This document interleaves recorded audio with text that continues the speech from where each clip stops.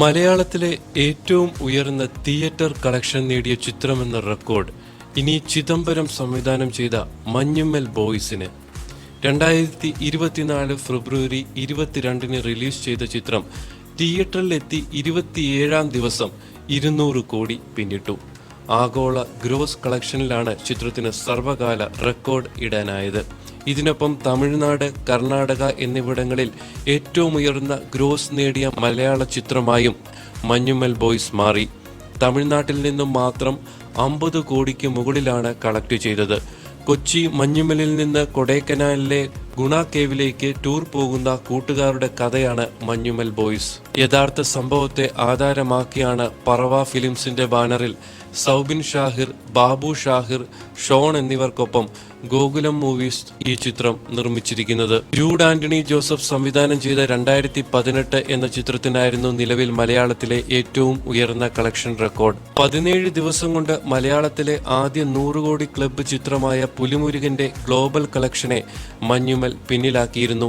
139.5 കോടിയായിരുന്നു പുലിമുരുകന്റെ global collection. ഇതിനെയാണ് 140 കോടി നേടി മഞ്ഞുമ്മൽ ബോയ്സ് 17 ദിവസം കൊണ്ട് മറികടന്നത്.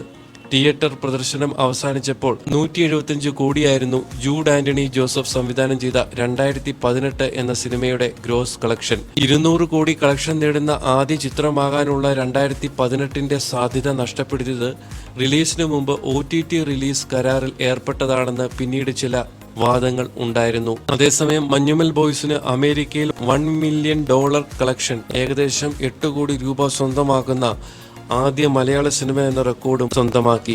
ഇന്ത്യയിലെ ഏറ്റവും വലിയ മൾട്ടിപ്ലക്സ് എന്ന് അവകാശപ്പെടുന്ന ചെന്നൈ മായാജാലിൽ മാർച്ച് 3 30 ഷോകളാണ് മഞ്ഞുമ്മൽ ബോയ്സ് സ്ക്രീൻ ചെയ്തത്. സിനിമ കണ്ട് കമലഹാസൻ, ഉദയനിധി സ്റ്റാലിൻ, കാർത്തിക് സുബ്ബരാജ്, സിദ്ധാർത്ഥ് എന്നിവർ അഭിനന്ദനങ്ങളുമായി എത്തിയതും കമലഹാസൻ ഗുണ ട്രിബ്യൂട്ട് എന്ന നിലയ്ക്കുള്ള സോഷ്യൽ മീഡിയ ചർച്ചകളും തമിഴ് റിലീസുകൾക്ക് മുകളിൽ സ്വീകാര്യത മഞ്ഞുമ്മൽ ബോയ്സിന് നേടിക്കൊടുത്തു. വ്യാഴാഴ്ച റിലീസായി എത്തിയ മഞ്ഞുമ്മൽ ബോയ്സ് ആദ്യ ദിനം 3 കോടി 30 ലക്ഷവും 2-ാം ദിനം 3 കോടി 25 ലക്ഷവുമാണ് ഗ്രോസ് നേടിയത്. 8 ദിവസം കൊണ്ട് 26 കോടി 35 ലക്ഷം രൂപ കേരളത്തിൽ നിന്നും മാത്രം ഗ്രോസ് കളക്ഷനായി നേടി. അതേസമയം മഞ്ഞുമ്മൽ ബോയ്സിനെ കുറിച്ച് അധികം ആർക്കും അറിയാത്ത ഒരു കാര്യം, 4.5 കോടി രൂപ മുതൽ മുടക്കി ചിത്രത്തിനായി പെരുമ്പാവൂരിലാണ് ഗുണ കേവ് സെറ്റ് ഒരുക്കിയത്. യഥാർത്ഥ ഗുണ കേവിനോട് കടപിടിക്കുന്ന രീതിയിലായിരുന്നു സെറ്റിന്റെ നിർമ്മാണം. 21 കോടിയാണ് മഞ്ഞുമ്മൽ ബോയ്സിന്റെ ആകെ മുതൽ മുടക്ക്. കമലഹാസൻ ചിത്രം ഗുണയ്ക്കുള്ള ട്രിബ്യൂട്ടും സിനിമയിൽ കൺമണി അൺബോർഡ് എന്ന ഗാനം ഉപയോഗിച്ചതുമെല്ലാം വലിയ തരംഗം തന്നെ തീർത്തിരുന്നു.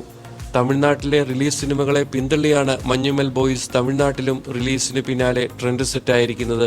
ഷൈജു ഖാലിദാണ് ഈ സിനിമയുടെ ക്യാമറ. സുഷിൻ ശ്യാം മ്യൂസിക്കും അജയ് ചാലശ്ശേരി പ്രൊഡക്ഷൻ ഡിസൈനറും വിവേക് ഹർഷൻ എഡിറ്റിംഗും നിർവഹിച്ചിരിക്കുന്നു.